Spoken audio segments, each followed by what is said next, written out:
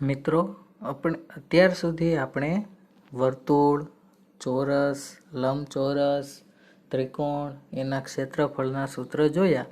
હવે ચતુષ્કોણના ત્રણ પ્રકાર આપણે શીખી ગયા. સમાંતર બાજુ ચતુષ્કોણ હોય એના માટેનું સૂત્ર ભણી ગયા. એના પછી લંબચોરસ, ચોરસ એના ક્ષેત્રફળના સૂત્ર પણ ભણી ગયા. હવે એના પછી જે એક પ્રકાર છે આપણે ચતુષ્કોણનો, એ છે સમલંબ ચતુષ્કોણ. હવે સમલંબ ચતુષ્કોણનું ક્ષેત્રફળ શોધવું હોય તો કેવી રીતે શોધી શકાય એનું આપણે સૂત્ર ભણીએ. સમલંબ ચતુષ્કોણના ક્ષેત્રફળ માટેનું સૂત્ર જે આપણે મેળવવું હોય તો કઈ રીતે એને મેળવી શકાય, તો એનું વ્યાપક સૂત્ર આપણે સમલંબ ચતુષ્કોણ માટે મેળવવું હોય તો પહેલાં આપણે એ જાણવું પડે કે સમલંબ ચતુષ્કોણ કહેવાય કોને. આપણે જોઈએ કે 4 બાજુઓ હોય તો 2 બાજુની જોડ બને, સામસામેની બાજુઓની જોડ. હવે જુઓ, સામસામેની બાજુની કોઈ પણ એક જ જોડ સમાંતર હોય એને કહેવાય સમલંબ ચતુષ્કોણ. અહીંયા જોઈ શકીએ છીએ એ અને CB એ બંને સમાંતર છે, જ્યારે ED અને AB એ સમાંતર નથી. તો જે બાજુ સમાંતર બાજુની એક જ જોડ મળતી હોય એને કહેવાય સમલંબ ચતુષ્કોણ. સમલંબ ચતુષ્કોણના ક્ષેત્રફળ માટે તમને વ્યાપક સૂત્ર અહીંયા આપેલું છે, h/2 અને બાકીની બંને બાજુઓનો સરવાળો જે તમને અહીંયા આપેલું છે તે છે એનું વ્યાપક સૂત્ર. હવે અહીંયા જો વ્યાપક સૂત્રની મદદથી તમને એવું કીધું છે કે સમલંબ ચતુષ્કોણનું ક્ષેત્રફળ મેળવો. આપણે એનું એક ઉદાહરણ જોઈએ. સમલંબ ચતુષ્કોણ હોય એનું ઉદાહરણ. સૂત્ર કેવું લાગશે મિત્રો? 1/2 ગુણ્યા h. કૌંસની અંદર આપણે જોઈએ h એટલે જે સમાંતર બાજુઓ હોય એની વચ્ચેનું લંબ અંતર, અને બાકીની બંને બાજુઓનો સરવાળો, જે સમાંતર હોય એનો સરવાળો 9+7 એ બંનેનો સરવાળો, અને એને ગુણ્યા 3 એટલે કે h. એટલે 1/2 કૌંસમાં 1 ગુણ્યા b a પ્લસ b અને ગુણ્યા h એ એનું સૂત્ર થાય, જે આપણે ઉદાહરણ સ્વરૂપે આગળ જોઈશું. તો સમલંબ ચતુષ્કોણનું ક્ષેત્રફળ કઈ રીતે શોધી શકાય? 1/2 કૌંસની અંદર 9+7 અને એને ગુણ્યા 3. 9 ને 7 16, 16 તેરી 48 અને 12 1/2 એટલે જવાબ મળશે 24. એવી જ રીતે આનું પણ મેળવી શકાય. 1/2 કૌંસમાં 5+10 ગુણ્યા 6 એટલે આપણે જોઈએ 15 ગુણ્યા 6 એટલે 90. 90/2 એટલે 45. એ આપણે ગણીને પણ શીખીશું. એના પછીનું એક ટોપિક છે સામાન્ય ચતુષ્કોણનું ક્ષેત્રફળ. સામાન્ય ચતુષ્કોણ હોઈ શકે કોઈ બીજો. હવે એના અલગ પ્રકાર હોય. માનો કે સમબાજુ ચતુષ્કોણ હોય જેની 4 બાજુઓ સરખી હોય તો એનું ક્ષેત્રફળ કઈ રીતે મેળવાય, અથવા કોઈ એવો ચતુષ્કોણ હોય જેમાં કોઈ પણ બાજુના માપ સરખા ન હોય તો આપણે એનું ક્ષેત્રફળ કઈ રીતે મેળવી શકીએ. ત્યારે શું કરવાનું? એના 2 અલગ અલગ ત્રિકોણમાં વિભાજન કરી દેવાનું અને પછી એનું ક્ષેત્રફળ અલગ અલગ રીતે મેળવવાનું. માનો કે જો અહીંયા એક ચતુષ્કોણ છે ABCD, એની 4 બાજુનો આપણને ખબર નથી તો વચ્ચે આપણે એક વિકર્ણ દોરીને 2 ત્રિકોણ બને ABC, બીજો ત્રિકોણ ACD. બંને ત્રિકોણનું ક્ષેત્રફળ મેળવીને આપણે સરવાળો કરીએ તો પણ આપણને જવાબ મળી જાય. ઉદાહરણ 1 એવો જ એક દાખલો છે. આકૃતિમાં દર્શાવેલા ચતુષ્કોણ PQRS નું ક્ષેત્રફળ મેળવો. અહીંયા જો આપણને D આપેલું છે 5.5 સેમી, એટલે કે બંને વચ્ચેનો વિકર્ણ. H1 એટલે પહેલો જે આપણને લંબ આપેલો છે તે 2.5, બીજો લંબ એટલે વેધ 1.5 સેમી આપેલો છે. હવે ચતુષ્કોણ PQRS નું ક્ષેત્રફળ કઈ રીતે મળે? તો બંને ત્રિકોણનું ક્ષેત્રફળ, આ પહેલો અને આ બીજો. હવે આપણને ખ્યાલ છે કે ત્રિકોણનું ક્ષેત્રફળ મેળવવું હોય તો 1/2 ગુણ્યા પાયો અને ગુણ્યા વેધ. પાયો તો બંનેમાં સરખો જ છે, D 5.5, એટલે એ આપણે રાખીએ અને અંદર બંને વેધનો સરવાળો 2.5 વત્તા 1.5 એટલે 1/2 ગુણ્યા 5.5 અને બંનેનો સરવાળો 4, એટલે જવાબ મળે 11 સેમી વર્ગ, જે માગેલો જવાબ છે. પછી જોઈએ વિશિષ્ટ ચતુષ્કોણનું ક્ષેત્રફળ એટલે સમબાજુ ચતુષ્કોણનું ક્ષેત્રફળ. સમબાજુ ચતુષ્કોણનું ક્ષેત્રફળનું સૂત્ર આપણે અહીંયા છે 1/2 ગુણ્યા D1 ગુણ્યા D2. આ સૂત્ર બધાએ ફરજિયાત યાદ રાખવું પડે છે, કારણ કે મિત્રો યાદ રાખો, સૂત્ર વગર આપણે પહેલાં કીધું એમ સૂત્ર વગર કોઈ દાખલો શક્ય નથી. સૂત્ર તો પહેલાં આપણે યાદ રાખવું પડે. આપણે ફક્ત સૂત્ર જ યાદ રાખવાનું છે. અહીંયા જોઈએ 1/2 D1 ગુણ્યા D2 એટલે D1 પહેલો વિકર્ણ અને D2 બીજો વિકર્ણ, બંને વિકર્ણોનો ગુણાકાર છેદમાં 2 એટલે સમબાજુ ચતુષ્કોણનું ક્ષેત્રફળ મળે. સમબાજુ ચતુષ્કોણનું ક્ષેત્રફળ એટલે બંને વિકર્ણના ગુણાકારથી અડધું હોય. હવે એક ઉદાહરણ જોઈએ. સમબાજુ ચતુષ્કોણના વિકર્ણોની લંબાઈ 10 અને 8.2 સેમી હોય તો તેનું ક્ષેત્રફળ શોધો. હવે એ તો આપણે શીખી ગયા કે સમબાજુ ચતુષ્કોણ હોય તો બંને વિકર્ણોનો ગુણાકાર છેદમાં 2 એટલે એનું ક્ષેત્રફળ બરાબર 1/2 ગુણ્યા D1 ગુણ્યા D2 એટલે 1/2. પેલો વિકર્ણ 10, બીજો 8.2 એટલે 82/2 41 સેન્ટીમીટરનો વર્ગ. એકદમ સરળ છે. સમલંબ અને સમબાજુ ચતુષ્કોણનું ક્ષેત્રફળ. પછી જોઈએ બહુકોણનું ક્ષેત્રફળ એટલે 4 થી વધારે બાજુઓ હોય અને વધારે ખૂણાઓ માટે આપણે કેવી રીતે ક્ષેત્રફળ શોધી શકીએ.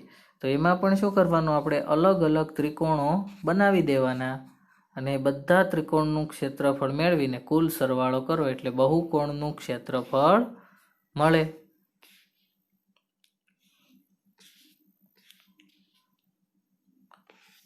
હવે એક ઉદાહરણ જોઈએ. એક સમલંબ આકારના ખેતરનું ક્ષેત્રફળ 480 મીટર વર્ગ આપેલું છે. હવે આ ખેતરની સમાંતર બાજુઓ વચ્ચેનું લંબ અંતર એટલે h આપેલું છે 15 મીટર. સમાંતર બાજુઓ વચ્ચેનું લંબ અંતર અને સમાંતર બાજુઓમાંથી એકની લંબાઈ 20 મીટર. તો બીજી સમાંતર બાજુની લંબાઈ શોધો. જો સમાંતર બાજુ ચતુષ્કોણના ક્ષેત્રફળનું સૂત્ર તમને આવડતું હોય તો એના આધારે આપણે દાખલો ગણી શકીએ. હવે સમલંબ ચતુષ્કોણની સમાંતર બાજુમાંથી એકની લંબાઈ તો 20 આપેલી છે, તો એને ધારી લ્યો a. બીજી સમાંતર બાજુની લંબાઈ b ધારો, જે આપેલી નથી, અને એમની વચ્ચેનું લંબ અંતર h 15 મીટર અને એનું ક્ષેત્રફળ પણ આપેલું છે. તો જે આપેલું છે એનો જ ઉપયોગ કરો. સમલંબનું ક્ષેત્રફળ એનું સૂત્ર 1/2 ગુણ્યા h અને કૌંસમાં a વત્તા b એટલે બે સમાંતર બાજુઓનો સરવાળો અને એમની વચ્ચેનું લંબ અંતર. ક્ષેત્રફળ તો 480 આપેલું જ છે, 1/2. અહીંયા બંનેનું લંબ અંતર પણ 15 આપેલું છે, a 20 અને b મેળવવાના છે. હવે આપણે જોઈએ તો આપણે 15ને સામેની તરફ લઈ જઈએ તો ગુણાકારમાંથી ભાગાકારમાં અને 2 સામેની તરફ જાય તો ગુણાકારમાં અને 20 + b વધે. હવે અહીંયા આપણે સાદું રૂપ આપીએ 480 ગુણ્યા 2 એટલે 960 એના છેદમાં 15 એટલે 64. 64 બરાબર 20 વત્તા b. 20ને સામેની તરફ લઈ જઈએ તો માઇનસ થાય એટલે વધે 44. b બરાબર 44 મીટર. તો સમલંબ ચતુષ્કોણની બીજી સમાંતર બાજુ 44 મીટરની હોય. તો મિત્રો આ દાખલો કરવા માટે યાદ શું રાખવું પડે? સમલંબના ક્ષેત્રફળનું સૂત્ર 1/2h કૌંસમાં a પ્લસ b. એવી જ રીતે જોઈએ ઉદાહરણ 2. સમબાજુ ચતુષ્કોણનું ક્ષેત્રફળ 240 સેમી વર્ગ અને એક વિકર્ણની લંબાઈ 16 સેમી. તો બીજા વિકર્ણની લંબાઈ શોધો. તો આમાં પણ આપણે ક્ષેત્રફળના સૂત્રનો ઉપયોગ છે. વિકર્ણની લંબાઈ D1 16 અને બીજા વિકર્ણની લંબાઈ મેળવવાની છે એટલે D2 ધારો. હવે એના ક્ષેત્રફળનું સૂત્ર બરાબર 1/2 D1 ગુણ્યા D2 તેથી 240 બરાબર 1/2 ગુણ્યા 16 ગુણ્યા d2. 2 ને સામેની તરફ જાય તો અંશમાં અને 16 છેદમાં બરાબર d2. 240 ગુણ્યા 2 એટલે 480 એના છેદમાં 16 આપણે કરીએ તો શું મળે? d2 બરાબર 30 સેમી. તો સમબાજુ ચતુષ્કોણના બીજા વિકર્ણની લંબાઈ આપણને કેટલી મળી? 30 સેમી મળી ગઈ. હવે ઉદાહરણ 3 છે તે આપણે કઈ રીતે મેળવવાનું છે? બહુકોણના ક્ષેત્રફળની મદદથી. બહુકોણ આપણે જે જોયું કે અલગ અલગ ઘણા બધા ત્રિકોણમાં આપણે વિભાજન કરી શકીએ અથવા બીજી ભૌમિતિક આકારમાં વિભાજન કરીને મેળવવાનું. આકૃતિ 11.20 આપેલી આકૃતિમાં એક સમબાજુ ષટકોણ આપેલો છે, એટલે 6 ખૂણાવાળો અને 6 બાજુવાળો એક આપણને બહુકોણ છે, એને કહેવાય ષટકોણ. MNOPQR એ દર્શાવેલ છે. તેની દરેક બાજુ 5 સેમી લંબાઈની છે. ષટકોણ છે એટલે બધી બાજુનું માપ કેવું હોય? સરખું. હવે 11.21 દર્શાવ્યા મુજબ, આ બીજી બાજુ દર્શાવ્યા મુજબ અમન અને રિદ્ધિમાં આ ષટકોણને જુદી જુદી રીતે વિભાજિત કરે છે. આ બંને પ્રકારના વિભાજનના આધારે ષટકોણનું ક્ષેત્રફળ મેળવો. હવે અમન શું કરે છે? એને 2 સમલંબ ચતુષ્કોણમાં વિભાજિત કરે છે, જ્યારે રિદ્ધિમાં કઈ રીતે વિભાજિત કરે છે? અને 2 ત્રિકોણ અને વચ્ચે એક લંબચોરસ, એવી રીતે ભાગ પડે છે.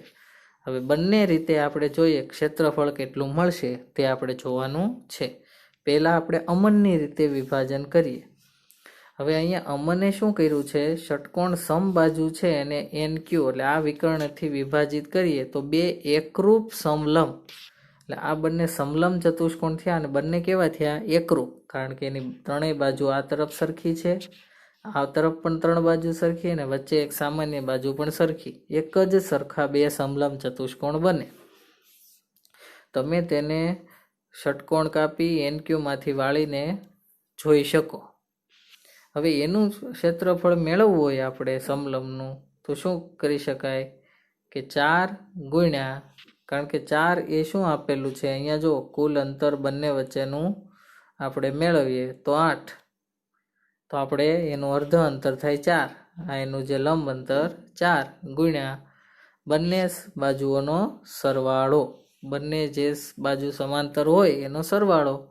એક બાજુ 11, એક બાજુ મળશે 5, એ તો આપણને ખ્યાલ જ હતી. અને છેદમાં 2 એટલે 2 ગુણ્યા અહીંયા છે 16, અહીંયા 4/2 એટલે 2 ગુણ્યા 16 એટલે 32 સેમી વર્ગ. તેથી ષટકોણ MNOPQR નું ક્ષેત્રફળ એટલે શું? અડધાનું 32 મળ્યું તો આખાનું 64 સેમી વર્ગ. આ રીતે આપણે મળે. હવે 64 સેમી વર્ગ આપણે મેળવ્યું કઈ રીતે? અમનની રીતે. હવે રિદ્ધિમાં એ વિભાજન કર્યું એ રીતે મેળવીએ તો રિદ્ધિમાં એ વિભાજન કર્યું એમાં શું થયું? અહીંયા જો આપણને વેધ મળશે 3, આ 3 સેમીનો વેધ મેળવેલો છે અને વચ્ચેનું અંતર તો આ બધી બાજુ સરખી એટલે 5 સેમી. હવે આકૃતિમાં ત્રિકોણ MNO ઉપરનો ત્રિકોણ અને નીચેનો RPQ એ બંને તો કેવા થાય? એક જ સરખા એકરૂપ, કારણ કે ત્રણેય બાજુ સરખી થાય. તેના શિરોબિંદુમાંથી દોરેલા લંબની લંબાઈ 3 સેમી છે.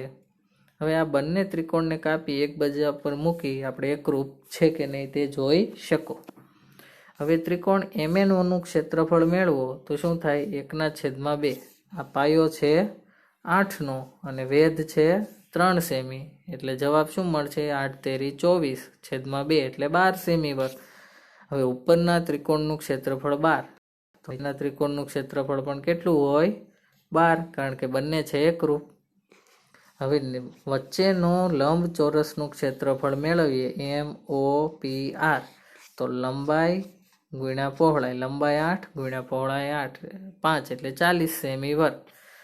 તેથી આખા ષટકોણનું ક્ષેત્રફળ મેળવીએ તો 40 એ વચ્ચેના લંબચોરસનું, બાકીના બંનેનું 12 એટલે 64 સેમી વર્ગ. હવે અમનની રીતે આપણને જવાબ કેટલો મળ્યો? તો 64 સેમી વર્ગ. અને રિદ્ધિમાની રીતે પણ જવાબ મળ્યો 64 સેમી વર્ગ. એટલે કોઈ પણ ભૌમિતિક આકાર કે બહુકોણ તમને આપેલો છે કે જેમાં 5 6 કે કોઈ પણ ખૂણા હોય તો આપણે એને ગમે તે રીતે તમે વિભાજન કરીને અલગ અલગ ટુકડાનું ક્ષેત્રફળ મેળવો અને પછી સરવાળો કરો તો ક્ષેત્રફળમાં કોઈ ફેર પડતો નથી, એટલે કે તમે કોઈ પણ રીતે જવાબ મેળવી શકો.